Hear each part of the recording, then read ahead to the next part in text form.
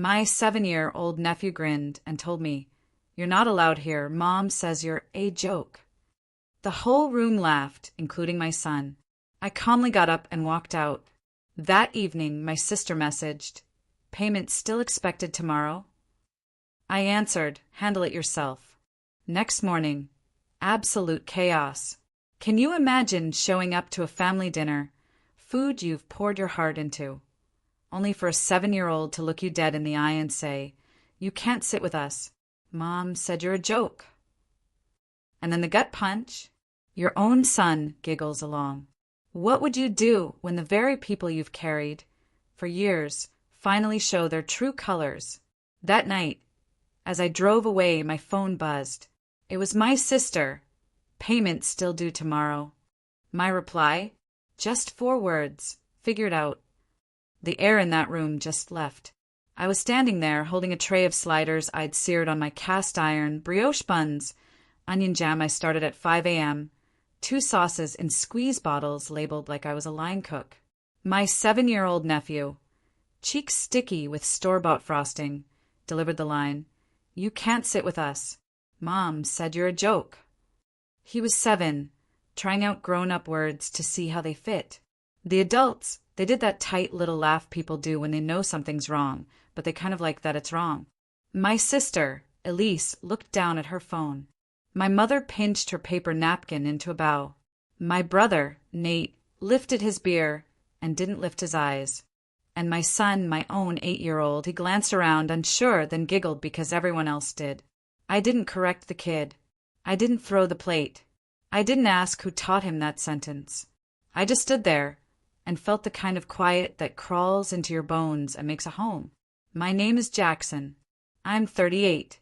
I'm an executive chef at a hotel restaurant, the kind locals love and tourists try to gatekeep. In my family, I'm the background guy, the fixer, the one they call when the sink leaks or the head count doubles. I sleep in 4-hour stretches, like service never ends. And I keep receipts in a neat red folder with a rubber band, because kitchens teach you to document everything in heat-proof ink. This party was at my mother's house. Balloons, overcooked sausage rolls, the kind of cheap cake frosting that stains your tongue blue. I brought the good food because that's always been my job in this story. Make things better. Make things edible. "Jackson, don't sulk," Elise said without looking up. "It was a joke." My son's face went small and tight. "Dad, you can sit with me," he whispered. "Thanks, bud," I said, keeping my voice light. "I'm good." I put the tray on the buffet next to the crock pot of suspicious dip, wiped my hands on my apron, and stepped out back. The porch smelled like citronella and denial. I stared at the string lights I'd hung last Christmas when it was too cold for ladders. And I thought, I don't have to stay where I'm not welcome. Inside, someone yelled, "Who took the good buns already?" Laughter, the kind that rides on someone else's dignity. A cousin brushed past. "Chef Boyd," he grinned, "save me one of your famous burgers." "Sliders," I said automatically, because names matter. Then I stopped correcting him. Some things just don't. When it was time to leave, Mom hugged my son and patted my shoulder like I was a waiter dropping the check. Elise handed me a foil pan to take home the leftovers I'd purchased. I carried the tray to my car. My phone buzzed on the dash as I buckled my kid in. "Mom, thanks for handling the food." "Sister, payment still due tomorrow." I stared at the message bubbles. All caps lived in my throat, but all that came out was a single line. "Me, figure it out." I put the car in drive. My son, a small voice from the back. "Dad, are you mad at me?" "No, buddy," I said. "I'm just done being the joke." Here's the thing. I'd been the invisible man holding up the stage for a long time. That night wasn't the first wound. It was just the first one I didn't cover with a towel. I didn't freeze anyone's accounts. I didn't call a lawyer from the driveway. I went home, washed a mountain of sheet pans, peeled a thumb of ginger without thinking, and tried to sleep. The next morning, before the sun hit the alley behind my building, the real panic began. Let me back up. I grew up in a house where praise had a favorite seat. My sister, Elise, had it. The golden one. Organized mother of two. Always so busy, but somehow always available to collect what was owed. My brother, Nate, was the charming storm you learned to board up for. I was the one who didn't need much. The one who understood the situation. The one you could depend on. It started small, like rot starts. A decade ago, when Dad got sick, I moved back to town, took the night shift at a bistro, then grabbed a second shift at a diner. The mortgage on Mom's house loomed like a thunderhead. I was 28 and hungry for the line, the burn, the tickets clipping in a rhythm that sounds like meaning. I fronted little things without keeping score, because love isn't a ledger until it has to be. Examples. Okay, when Elise's minivan died, I paid the tow, the alternator, and 2 new tires because the kids had soccer. When Nate needed a boost for a security deposit after bailing on a roommate mid-lease, I wired it at 1 a.m. between plating hanger steaks and expediting. When Mom's roof started crying into the guest room, I found a roofer who wouldn't scam her. Stayed home from brunch service to meet him and put the entire deposit on my card because, your credit is better. That was my mistake. I kept being proud it was. And the house is the spine of this story. 5 years ago, the mortgage was a slow-moving crisis. Dad gone, paperwork a mess, interest rate ugly. The balance hovered around $330,000. Our options were sell the house that held every birthday photo, every height mark on the pantry door, or refinance and keep it in the family. Mom cried. Elise said, Jackson, you're the only one who understands these things. Nate said, I can't right now, which is his whole personality in 4 words. I ran the numbers at the prep table after close, fingers still smelling like shallots. It was tight but doable. I had good income by then, executive sous chef, about to step up to chef. I could leverage my credit, lock a fixed rate. The plan? I co-signed to save the house. We all pay our thirds. And this matters. We all remain on the deed until the mortgage is done. Family responsibility, boundaries incorporated.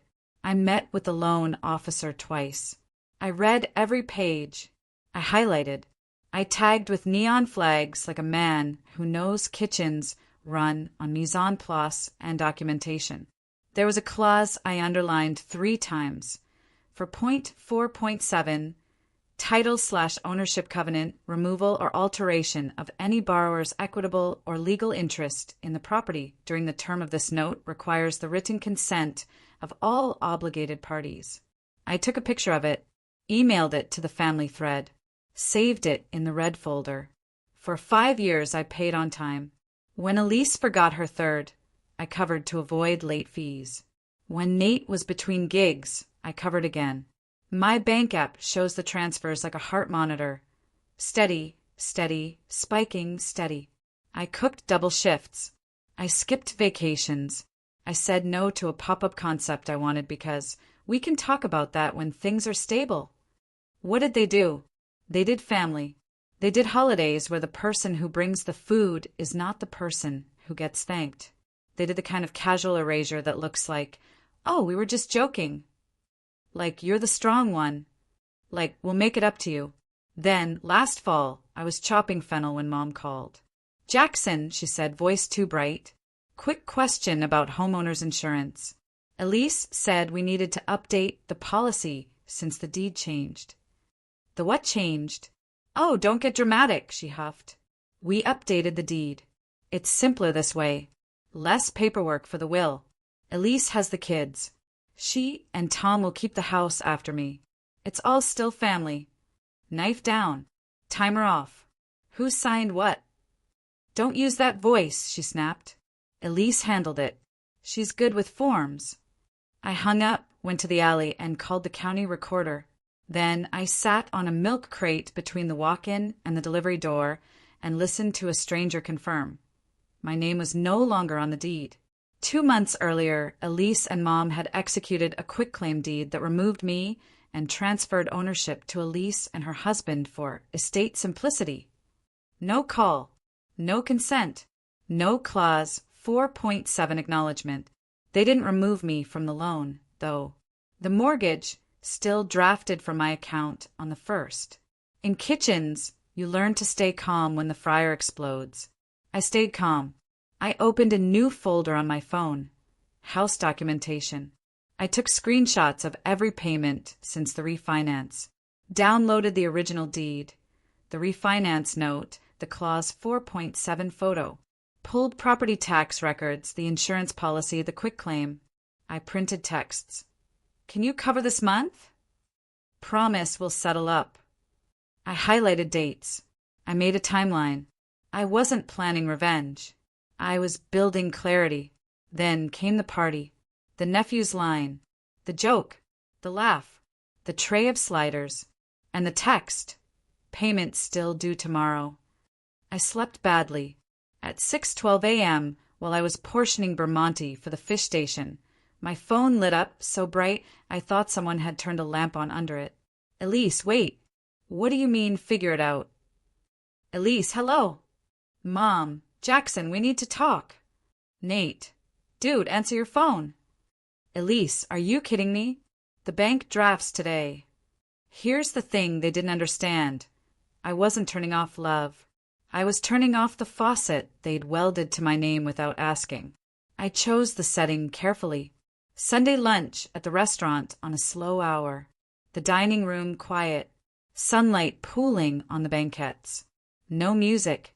No audience of cousins. No laugh track. They showed up together. Mom tight-lipped. Elise in full leadership mode. Nate late, sunglasses on his head like another bad idea. I had water on the table already. I stayed standing for a minute so I wouldn't sit in old habits. Elise started. This is childish, she said, dropping her purse like a gavel. Your little figure-it-out stunt. Do you understand what kind of position you put me in with the mortgage company? They tried to draft. Couldn't, I said. And couldn't, she blazed on, because you changed the account info without telling us. I didn't change anything, I said. I accessed my own bank and removed autopay for a debt I've single-handedly carried when you forgot. Mom leaned forward. We are family. You don't. I slid the red folder across the table. We are, I said. So here's the family thing. We read together. Nate snorted. Oh my God. I ignored him. I opened to the refinance packet and tapped the highlighted section. Clause 4.7, I said. The one I emailed on May 3rd, 2020 at 8:27 p.m. The one that says you can't change the ownership without written consent of all obligated parties. Elisa's lip curled. We didn't change anything important. It's still in the family. Important to who? I asked. You transferred the legal ownership to yourself and your husband. You kept me on the note so the bank would keep drafting my account. You changed the locks on obligation and called it estate simplicity. Mom's voice went small. Honey, you're single. Elise has children. This makes sense on paper. It sure does, I said evenly, sliding out the county recorder printout. Recorded in August. 2 months before I paid the October escrow shortage, you told me, was a weird glitch. It wasn't. It was the tax increase because of your transfer. Elisa's phone buzzed. She didn't look at it. She looked at me. So what is this, Jackson? A shakedown? I stared at her for a beat. No. This is me saying no. I will not pay for an asset I don't own. Nate finally looked up. So, you're just going to let Mom be homeless? No one is being thrown anywhere, I said. I spoke with the loan servicer yesterday. There are 3 options that don't involve me lighting money on fire. I held up 3 fingers. 1, you refinance in your name only. Elise, if your income can carry it. 2, you sell. 3, we reverse the quitclaim, restore my interest, and we formalize contributions in writing with escrow controlled by a third party. So I'm not the only grown-up in the room. Reverse the quitclaim. Elise laughed. We already did it. I slid my phone across the table. On the screen, a clean PDF labeled "Quitclaim recorded August 14th." I swiped to the next photo, my email to the loan officer, with clause 4.7 cited and a request for guidance. The next, a reply confirming that the title alteration without my consent is a breach under 4.7, and any further drafts can be paused pending resolution. The next, a screenshot of 5 years of transfers from my account totaling $186,423.17 highlighted. "Here's the thing," I said quietly. "I'm not dramatic. I'm not vengeful. I'm tired and I'm done." Mom's eyes were wet now. "Jackson," she whispered, "we didn't mean—" "I know," I said. "And I did. They never mean it. Meaning isn't the point. Outcomes are. This isn't about revenge. This is about closure." Silence. Even the kitchen went still for a second, like service had paused to listen. Elise swallowed. "You can't do this. The draft bounced this morning. The bank called me." "The late fee is a natural consequence," I said. "Not a punishment. There's a path. Pick one." Nate leaned back, grinning the way people grin at a car crash. "You think you're the hero here?" "No," I said. I think I'm the accountant." Mom reached for my hand. I didn't move mine away, but I didn't turn it either. "Please," she said, "don't do anything rash." "I'm not," I said. "I'm doing exactly what the paperwork says." I stood. "I'll give you the week. On Friday at noon, I meet with the notary. If the deed isn't corrected or the refinance isn't underway, I'll send a formal notice through counsel to the servicer and to the county, citing clause 4.7 and reserving all rights to seek reimbursement for 5 years of payments. And I'll put this all in writing so no one can pretend they didn't hear it." Elisa's phone started exploding on the table. Buzz, buzz, buzz, like it sensed its role in the panic to come. Mom dabbed her eyes. Nate muttered something about power trips. I nodded once and walked toward the kitchen. As I pushed through the door, my phone buzzed in my pocket. A text from Elise. All caps. "You're ruining US." I set my phone face down on the expo and called, "2 salmon, 2 steak, fire on table 12." The line kicked back into motion, and on the other side of the door the calls began. Rapid, relentless. A storm gathering over a house that finally met the weather it had been pretending wasn't there. By Monday afternoon, my call log looked like a heartbeat in distress. 42 missed calls from Elise, 19 from Mom, 7 from Nate, 12 from an unknown number that turned out to be my aunt, who opened with, "I don't know what you think you're doing, but think of the children." I set a boundary on my voicemail. "I will not discuss the mortgage by phone. Please email." I created a new email filter. Family, house. I forwarded everything to my attorney, whom I'd hired with a single sentence. "I need this to be boring and legal." He wrote letters with notary stamps and paragraph numbers. He cited clause 4.7 the way I'd practiced in my head. Elise texted paragraphs. "You're selfish. This is just money to you. We took you off the deed because you're single, it's practical. I can't refinance, Tom's hours were cut. Selling will destroy. Are you happy?" I responded once. "Put all proposals in writing by Thursday. I will review with counsel." Mom left voicemails that sounded like someone trying to talk through a hurricane. "Honey, please call me back. This is getting out of hand. Your sister is beside herself. Do you want us to be out on the street? This isn't you." I listened late at night, lights off, the hood fan still roaring in my ears from service. I didn't call back. I sent an email. "I love you. We need to follow the documents." Word spread. Cousins I hadn't seen in years became experts. "You're ruining the family," one wrote. Another, "I heard you're evicting your own mother." "You're an uncle. A man provides." I replied to none of them. I was done auditioning for roles I never wanted. Meanwhile, I slept. Not immediately, not perfectly, but better than I had in years. I woke up and ran 3 miles for the first time since I'd swapped cardio for caffeine. I rearranged my pantry at home like a station you'd actually want to work. Spices labeled, oils dated, bins purged of the stale and the sentimental.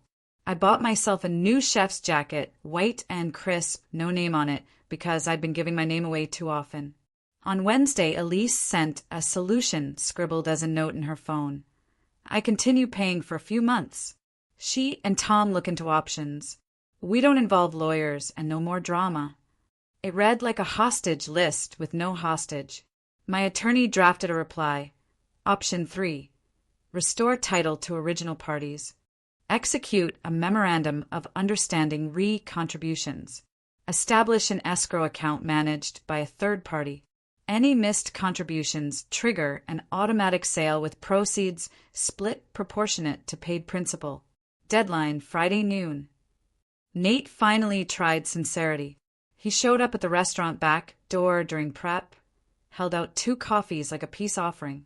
Man, he said, this is getting out of hand. I wiped my hands. You're 3 years late. He bristled. You think I didn't want to help? I was between gigs. I know, I said. You can't punish everyone for being human. He said, I'm not. I said, I'm refusing to be punished for it. He stared at me. You really changed. No, I said. I stopped pretending. Thursday night, Mom sent a photo of a cardboard box labeled Kitchen Mom. I breathed through the lurch in my chest. I called my attorney. She's packing, I said. He sighed. They're staging panic. Hold the line. Friday, 11:52 a.m., 8 minutes before the deadline, I received a PDF, corrective quitclaim deed, restoring the original parties. It included a draft of the memorandum with escrow terms drafted by my attorney, signed finally by Elise, Tom, and Mom. It wasn't an apology. It was better. It was accountability. At 12:03, my phone rang. Mom. I answered. Hi. Are you going to make your sister pay? No, I said softly. The bank is. I'm just not doing it alone anymore. She exhaled a long, jagged sound. I don't like this. I know, I said. Neither do I. That afternoon, the loan servicer acknowledged receipt of the title correction and the escrow agreement. Auto pay remained off. The first payment under the new arrangement hit the new escrow on the 1st. 1/3 Elisa's funds, 1/3 mine, 1/3 Mom's small but real contribution from the Social Security account we reorganized with a financial counselor. My red folder got a new tab. Executed. The calls didn't stop. They changed flavor. You embarrassed us. Elise texted. Everyone knows. I typed, then deleted, then typed again. I didn't tell anyone anything. The fax did. And so dramatic. Me. The paperwork is boring. Read it. Cousin, think of the kids. Me, I am. I'm modeling boundaries. At home, quiet settled. My son noticed first. You're not on your phone all the time, he said one evening while we stirred risotto, his favorite because it takes patience. I'm learning to be off call, I said. He grinned, like when your timer goes off and you don't pretend it didn't. We ate at the table, just the 2 of us. No jokes at our expense. He told me about a science project. I told him how to tell when rice releases starch. We laughed at a dumb pun about time. It felt like the opposite of panic. A month later, the house was still the house. The porch light, that flickers. The pantry door with the uneven pencil marks, where we all grew. But the ledger had changed. We signed the escrow agreement in front of a notary who double-checked IDs like the universe finally was. The county updated the title. Clause April 7th, Saturday. Smug and simple, like a recipe you ignored because you thought you knew better. Payments came from 3 places, not 1. 1 missed by a lease in month, 2 triggered an automatic email from the escrow manager. Not a frantic plea to me. She covered it the next day and didn't add a smiley face. My phone grew quieter. The family group chat hummed about school plays and cousin baby showers. the way families do when they're pretending they aren't different now. I kept my responses neutral. I sent photos of my son's science fair volcano. I didn't volunteer to cater the next event. When someone made a joke that ran too close to the bone, I didn't swallow it. I wrote, "Not funny. Please stop." And then I put my phone down and sliced cucumbers for a salad we'd actually eat. I saw my nephew. Yes, that nephew. At a Sunday visit. He shuffled, avoiding my eyes. "Mom said I should say sorry," he mumbled. "I didn't mean it." "I know," I said, "but words matter. So do seats." He looked up. "Can you sit with me now?" "Yeah," I said, and I did. We played Uno with my son. When he lost, he didn't cry. When he won, he didn't gloat. Progress, even with 7-year-olds, looks like small chairs pulled a little closer. 2 months after the panic, I stood in my kitchen at home, holding a spare key to the house I'd saved and nearly surrendered. I didn't drive over. I didn't put on my chain.